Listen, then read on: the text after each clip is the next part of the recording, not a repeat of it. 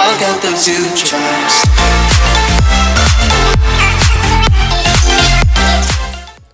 Hi guys, what's going on? Stu here, back with another episode of How to Play Critical Ops. This time covering snipers. Now don't fear, just because this is the last category of guns to cover, the series isn't over. There's a lot more I'd like to go into more detail about. I'll look at individual weapons, playstyle, what to buy, how the economy works. There's a lot more to cover, so don't worry, this isn't the end. Now, getting back to snipers. Snipers are like shotguns, but on the other end of the spectrum. Where shotguns hold these tight, close angles, snipers hold these long to medium angles. Often, snipers are used to get early damage or quick picks, but in addition to this, they can hold strategic points to choke the enemies out. In addition to this, how shotguns don't function well at long ranges, well, okay, it's debatable, but in general, snipers do not perform well at short ranges. Now you can no-scope, and you can quick scope, but with a bolt action, if you miss the first shot, you're screwed. And the movement and accuracy is pretty high with some of them. When buying a sniper, it's often a good idea to pick a strong secondary. However, with the large price, buying a sniper rifle is a very heavy investment, and you should really know what you're doing before you think to purchase one over, say, a rifle. There are currently two snipers in the game, where the M14 I like to think of as a rifle with a scope. The URatio is the true definition of a sniper, being bolt action and a one-shot to most parts of the body. But I'm actually going to switch things up and go over the M14 first, as it's a lot easier to describe, and frankly it's less complicated, since it's easier to use.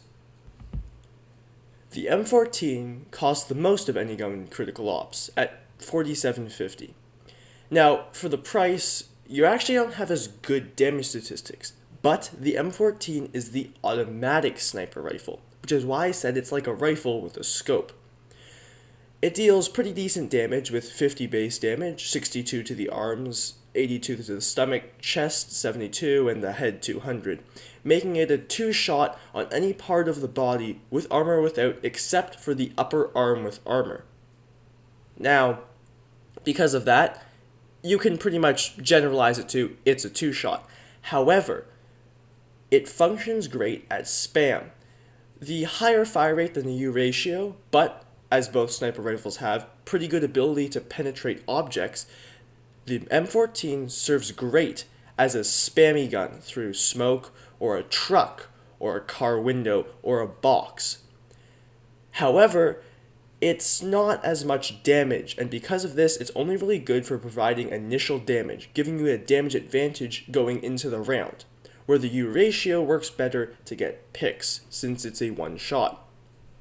Also, the M14 doesn't do as well in duels as the URatio. Think of it like this. If you have an M14 and you're playing against someone with a URatio, you have to shoot them twice where they only have to shoot you once, and because of this, often the URatio will win. The M14 will deal 50, and the URatio will deal 100. And because of this, the URatio is often a better choice. The M14 is far more situational than the URatio, which is why it's a much better example as a sniper rifle. However, it still serves its purposes, and it's important to know when you should or shouldn't use it. The URatio is the bolt-action sniper rifle. It has a lower fire rate than the M14, it's bolt action, but a much higher base damage of 85, and better armor penetration, around 90%. This means that it's a one shot to the arm, stomach, chest, and head unarmored, and the lower arm, stomach, chest, and head with armor / helmet. Basically, if you hit them in the legs, you'll deal 85, and if you hit them in the upper arm with Kevlar, you'll deal 95. Hit them in the chest, head, and stomach, but you should be aiming there anyway, since it's the easiest part of the body to hit. When shooting, make sure to stop first. Now, this goes for the M14 as well, but especially URatio, where every shot counts considering how slow the fire rate is.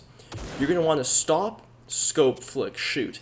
Now, this method has been you've probably heard this before, but it's very important for you to stop before you shoot. A lot of people complain, oh, how come I didn't hit that shot? Well, it's probably because you were moving. Now, the URatio is actually better than the M14 at this, as the movement and accuracy is a bit better with the URatio. Remember, stop, scope, flick to the body, shoot. It's pretty simple, and once you get better and faster at executing this, you'll find that you're sniping better.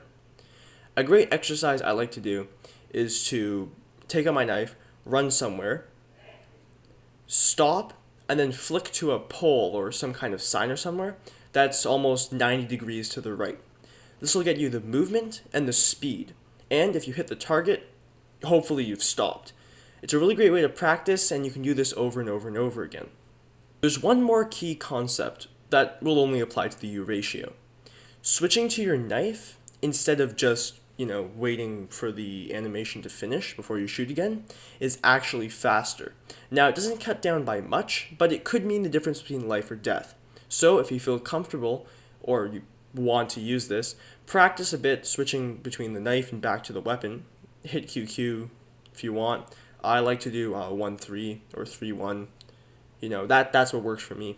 But this will shave time off of your fire speed, so I would recommend doing this, but it's not for everyone. The M14, you get nothing out of this, so don't bother. Any other gun, you get nothing out of this, so don't bother. The only other thing that this works for is canceling reload animation, but that's really only a shotgun thing. Finally, to cover the topic of no-scoping. Now, no-scoping is something that's pretty popular among this community, and frankly, here you go. I sit, I shoot the wall, and almost nothing happens. The guns aren't accurate enough for no-scoping to be something super skillful, because, well, it's more luck at this point.